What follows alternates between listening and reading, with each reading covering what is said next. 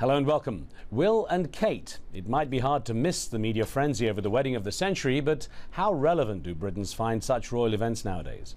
An estimated 2 billion people across the world will be tuning in on Friday as Prince William and Catherine Middleton tie the knot. Well, the fascination with the British monarchy is still evident by the coverage the story has received and the fact that the wedding of William's parents, Prince Charles and the late Princess Diana, is still one of the most watched televised events ever. Britain is currently going through tough times economically, and there are those who see the royal wedding as something of a distraction from the austerity measures people are being asked to accept. Still, that hasn't stopped royal enthusiasts from camping out to secure the best possible view of the royal couple and their big event. Well, today, as we take a lighter-hearted look at the wedding of Will and Kate, we ask, how important are such events and are they bringing out the true British spirit? Remember, you can join our conversation with your questions and comments. You can send an SMS or an email, and we also welcome your phone calls on the show. Well, we've got some interesting guests on the show for you today. I'm joined in the studio by Laurie Lynch, entertainment editor at aarp.org, who was formerly people editor for the Life section of USA Today newspaper. Laurie's work has given her a front seat at such events. She was reporting for the paper from inside Westminster Abbey in 1986 when Prince Andrew married Sarah Ferguson, the Duchess of York. And a little later, a very familiar face from British politics gives us her own quirky take on the royal nuptials. But first, our very own correspondent who's been deep in the nitty-gritty of the royal wedding preparations joins us from our studio in London. Wait a minute, you're not our correspondent. What's going on? Yes, sorry. Are we live now? Is this happening? We are live. We're waiting for our royal correspondent. Right, hang on. No, yeah, but your royal correspondent has actually just gone to the toilet. Oh. So can you just bear? If you just, we need. They want the royal. We're live. They want the royal. I don't know anything about. Sir, I don't know anything about the wedding. I didn't get the memo. I didn't even know there was a wedding. Well, we're live. Perhaps. Yeah, no. Yeah, perhaps you could just give us some idea. You are in Britain at least, so could you perhaps give us some idea of how the preparations are going? Yes. There's a royal wedding here, Riz. I don't know whether you've heard about that. There's a prince and a lady, and they're getting married, and that means she's going to be a princess essentially. Those, I understand, are the rules of it. Yeah, we had got that far. We were more worried about like the celebrities and dignitaries that are now going to be attending. Have you heard anything about that as a sort of innocent bystander? Yeah. Yes, I have. There's a lot of them. They're all coming from around the world. The dignitaries, actually. There's been a lot of problems. As always with a wedding, I don't know whether you've ever been to a wedding, but what happens is that people do seating plans at a wedding, don't they? And what's happened is there's been a big problem with the seating plans because it's all dignitaries from sort of around the world, and like they accidentally at the beginning they sat like people from Palestine and Israel next to each other, you know, and that's just you can't do that. So they've had to build a sort of barrier between the two guests there out of bread rolls. So that's going to be in place throughout the whole of the wedding breakfast, just to separate the two factions. Oh, I mean, the thing is, traffic.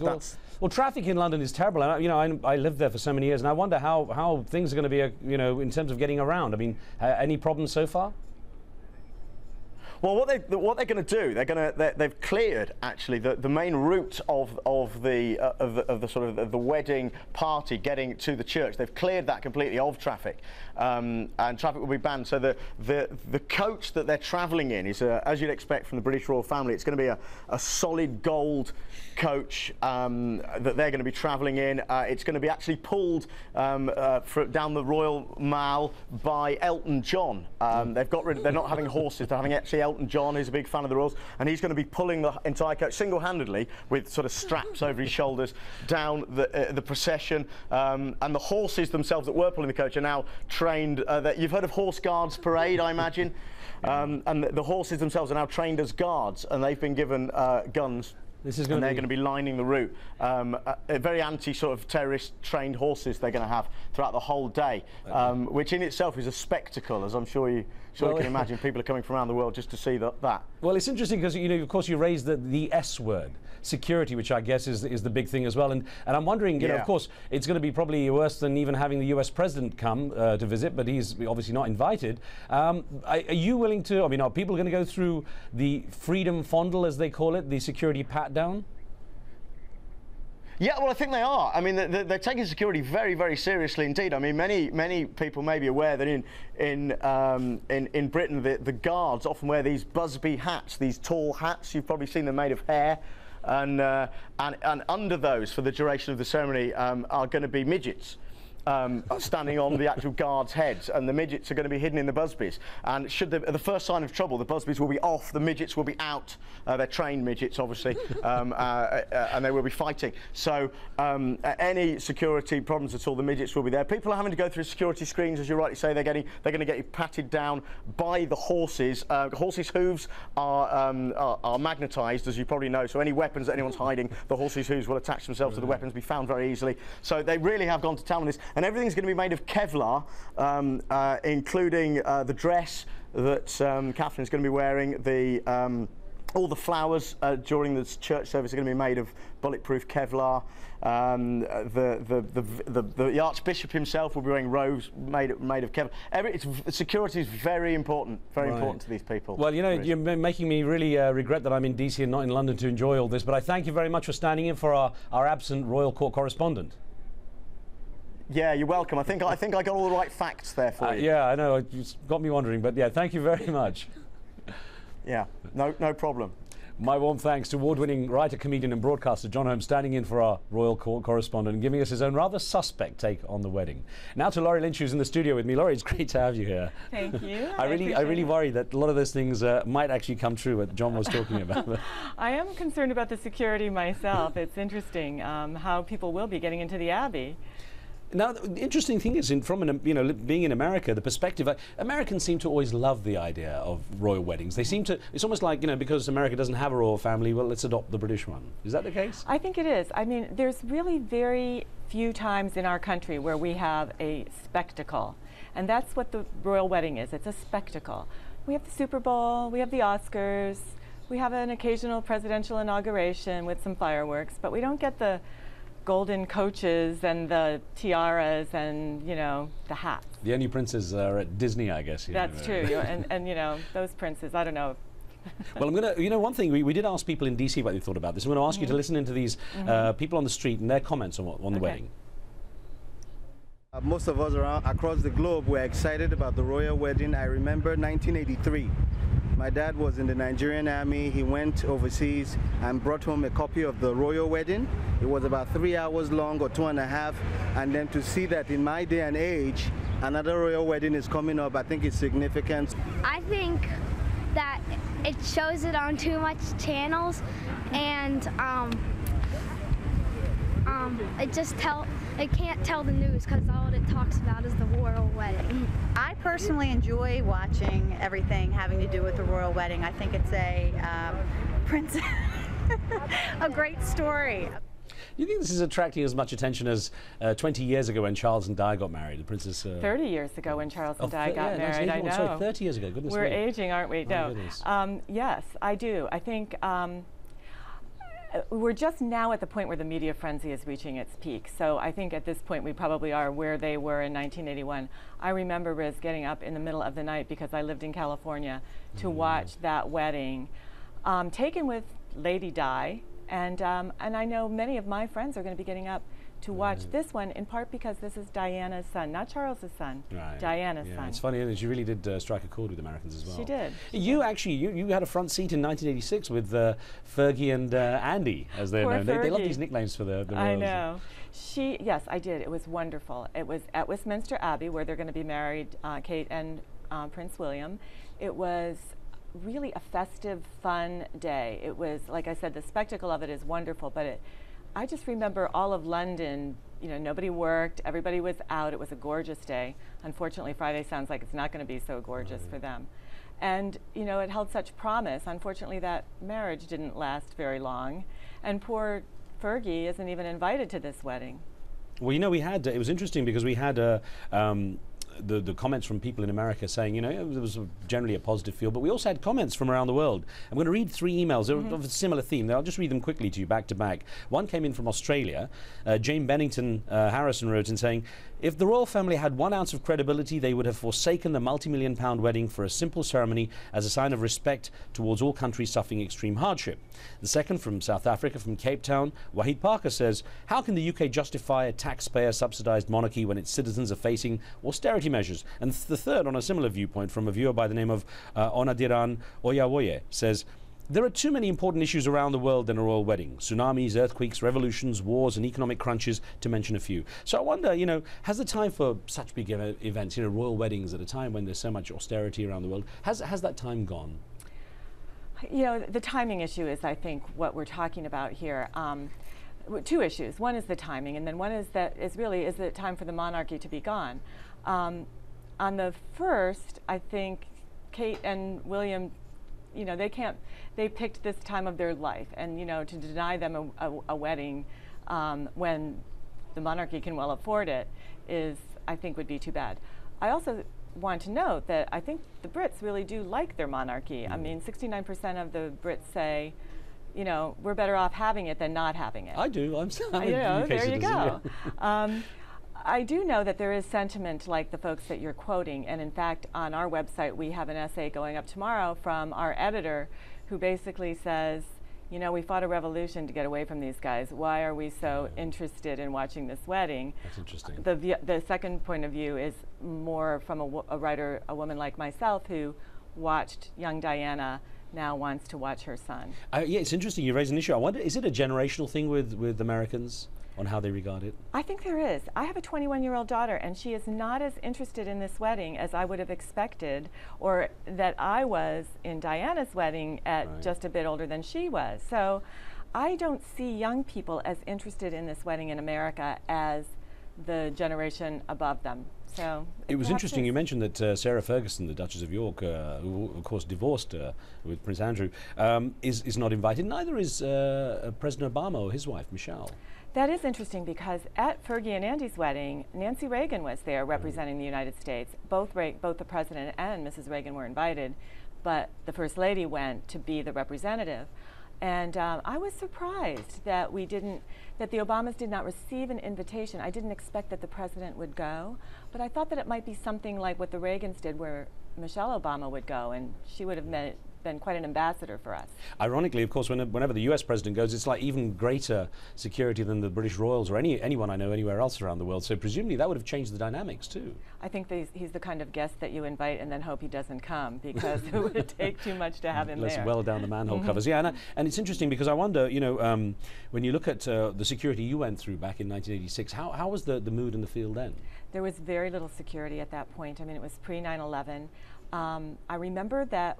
I remember just walking into Westminster Abbey as if it were any other church, and there, of course, this was before all the press that we have now. You were credentialed by Buckingham Palace, so we had our press seats way, way up, nosebleed seats. We had our opera glasses so we could see, and we all wore hats. The men were in morning coats, I mean, even the reporters, so it was very pomp and circumstance, even for the press, but there was very little security, as I recall. Much more casual now, actually, isn't it? Now with, I mean, it's 25 years on, but still, they're arriving in cars, not in the carriage, I gather. And I thought that was a little interesting. It seemed like that might have been a nod to being a little bit more austere. But on the other hand, how much can a carriage cost? It's drawn by horses. They keep them anyway in the Royal Mews. So it's probably a lower carbon footprint. Possibly, I think it is. So I don't know why they're doing the car thing, except to maybe arrive a little less mussed up, and then. Although interesting, I wonder if, you know, there is a viewpoint that perhaps making it bigger and grander does make people feel there is still something to hope for, rather than cutting back and doing a half-hearted job. Well, and interestingly, when Charles and I were married 30 years ago, the unemployment rate in Britain was about the same. Right. And my recollection is they did only a wedding breakfast, and there were very few pictures even of them having any kind of a party afterwards. And then they went off on the Royal Yacht Britannia for their honeymoon. This time there will be a wedding sort of breakfast brunch, maybe it would be better called, or lunch, for 600, and then there's an evening party where I assume that it'll be a bit younger crowd and more of the couple's friends, where they'll get to dance and have dinner, and so there will be actually more party to the wedding, but you know, not so ostentatious. Right. It's interesting, you know, you were saying about the Brits still liking the monarchs in general, at least more than 2/3. There is still a voice that says, let's get rid of the monarchy, and of course we hear it from the former colonies, so to speak. And I wonder, you know, from what you've heard over the years, how strong that movement is, or how vocal those people are that say it's time to get rid of the monarchy, because we pay them out of our tax, pay for them. You know, not to give them short shrift, I think there really is a movement that's real. I don't think it's you know, a propped up sort of movement, but I think that when you say 69% of the folks still say they think the monarchy is a good thing for Britain, and then if you ask, will it be here in 10 years? 89% say yes, it will. It's not until you say, will it be here in 50 years, that the numbers start to drop. So it's almost as if the folks who are here now want to see it continue. They don't worry about it after they're not going to be around. I think it's just part of, you know, public life in Britain now too. And as a tourist, I have to say I was very lucky. The Queen was away when I was in London, and they allowed people into Buckingham Palace when she's not there. And seeing the palace and seeing the royal mews, and you know, you kind of have to say, I can see why they like having the royals around. It's certainly going to be a spectacle. Laurie Lynch, I want to thank you so much for joining us. Well, thank you. I enjoyed being here. Thank you. Well, a big thanks to Laurie, of course, and a quirky look now at the royal event from a perspective of a politician who was considered somewhat royal herself as Prime Minister of Britain. Now, this familiar face held back no punches when I had a chance to catch up with her a little earlier, and I started by asking her why she wasn't gracing the royal wedding with her presence. Well, let me explain. Look at how wonderful this dress is. And I didn't want to distract from the wonderful Catherine, you see. Because I would be distracting, wouldn't I, if I turned up like this. So I'm going to be wearing this at home, watching the television, singing God Save the Queen. How marvellous. I was wondering if you were worried about the media frenzy that's been surrounding this wedding. Oh, no, but it's what really matters about the wedding. It's a really wonderful event for that young couple. And the bride, with all the media frenzy, will be very, very worried, won't she? There she'll be, kneeling at the altar, wondering, did I take the for sale sign off the bottom of these shoes? Because if she's left that for sale sign on, goodness me, 500 billion people will see it. Now, of course, Will and Kate, they're the couple of the moment, and throughout history there have been other couples, Samson and Delilah, Antony and Cleopatra, Bonnie and Clyde, Sonny and Cher, and of course, Margaret and Dennis. So I wonder, when you look back on your time with the late Dennis Thatcher, what fond memories you have? Goodness me, you know, when you get to a certain age and you look back at your wedding day, do you know, you remember where, you remember when, but not always why. You know what I'm saying. Very well. But Dennis was please let me finish, it's an important point. Please. Dennis was a marvellous husband. He was always there, so ready, willing, but sadly unable. You can't have everything. Well, I was going to ask you actually what fond memories you have of your times together, and how perhaps you might, through the experience you had of marriage, give advice to the young couple. Well, let me first say the first advice to her, Catherine. You can't change a man. You can't change a man. The only time you can change a man is when he's in nappies. You know what I'm saying? And goodness me, my advice to him, women are different. Women are different creatures. And when a woman says, I'm not shouting, she is shouting because it's important. Those are the sort of relationships that one learns in marriage. Let me tell you a little bit about marriage. In the first year of marriage, what happens is this. The husband talks and the wife listens. The second year of marriage, the wife talks and the husband listens.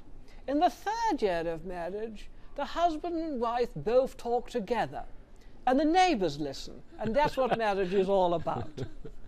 Now, I wonder if you've collected any souvenirs from this particular wedding, because that's always a big thing around the royal weddings. I have, yes. I've got a little mug here, and of course I've got the flags. But I think, you know, it really is a ceremony. We must remember that. It's a commitment. And let me tell you, I regret, you know, they've changed the wedding service. No longer does the wife say that she will obey the husband. I always used to like the wife saying, I will obey the husband, because it always added a bit of humour to the occasion, didn't it? I gather you have a present for the couple. I mean, of course, weddings require presents, so I'm just wondering what it is you'll be... Oh, yes, no, I wanted some... There's many millions of these, and the flags and so on. I wanted something useful, so I've decided to give them this banana protector, and this banana protector will protect, if I can get it open, will protect the royal banana, you see. You put your banana inside and then you shut it closed like that, and that will protect the royal banana. Very, very useful for picnics. I'm sure. I was going to say that's going to probably going to raise a few eyebrows there as well in the royal household. And now, you know, I have to ask you an email question that a viewer sent in, because a lot of people have been talking about, you know, Britain's having to tighten their belts right now in the austerity measures because times are tough. Of course, they were times were also tough during the wedding of Charles and Diana, the last big wedding as well. And so this viewer wrote in from the United Kingdom, Karen Wilkin from Bristol, who wrote in saying, the excitement over the wedding has been initiated by the government with the hopes of distracting the UK from its economic difficulties. I wonder what you think when people believe this may just be a distraction for suffering Brits. A distraction? No, no, no. It is not a distraction. I understand that there is a recession. I think it's very slightly different, though, for the royal family. We have a saying in England that every home is an Englishman's castle. Well, of course, for the royal family, every home is a castle, and that would make things different because they've got rather a lot of them, I suppose. But, you know, I take the point, but, you know, it really is important that we celebrate success in Britain. And goodness me, I think the royal wedding is going to be a marvellous success, goodness me. Very, very different in America. You know, if you get married in America, in Las Vegas, you can get married and divorced all on the same day. We are very, very traditional in Britain. We do things very, very differently. And we're very, very proud of our tradition, obviously. Of course, yeah, Britain hasn't got the drive-through wedding quite just yet. Of course, you had those fairly tense times with Her Majesty the Queen. You were known for your kind of the friction in the relationship you had with the Queen. I wonder over the years how that has changed. Well, you know, it's very, very difficult for a woman of immense wealth and power. And I'm sure it's the same for her. So, your expectations for how Britain will be celebrating in the days to come then? What do you think this is going to do for the morale of Britons now that they're seeing the next big royal wedding? Well, we're very realistic as well, because I suppose you could say that in marriage, love is the dream, but marriage and the wedding, well, that's the alarm clock, and we have to be realistic, don't we? I heard that before a wedding... I always say, you see, please let me finish at one point. I think it's very, very important. And I said, by the way, have you noticed the ring? Can I show you the ring? Beautiful. Copied, of course, from my own that Dennis gave me.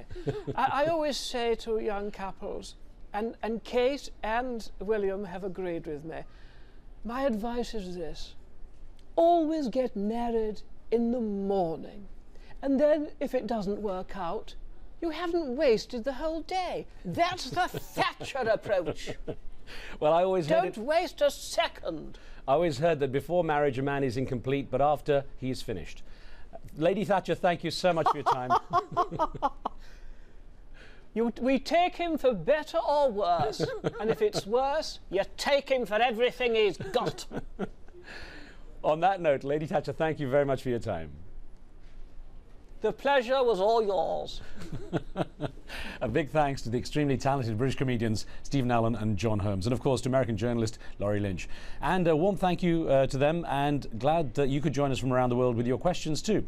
I'm very sorry to say the next show's the last, and what better way to end than to have one last laugh. Now, I'll be joined by some of our favourite comedians to look at events we've covered since we launched Al Jazeera English and examine topics such as the image of Arabs and Muslims in the US 10 years after the attacks of 9/11.